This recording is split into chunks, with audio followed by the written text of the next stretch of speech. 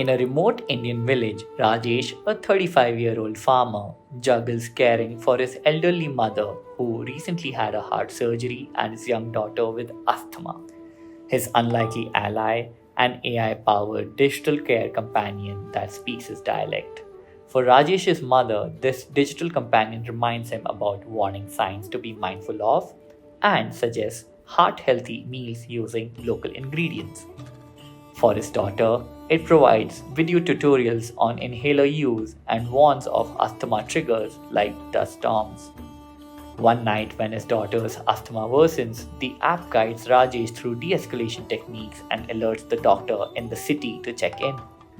Over time, it learns their routines, offering relevant advice during religious fasts and crop burning season. The digital companion also adapts to Rajesh's own needs, detecting when he's overwhelmed and suggesting self care. In this fusion of tradition and technology, this powerful tool doesn't replace human touch but empowers Rajesh to navigate with greater confidence and protect what matters most, his family's health.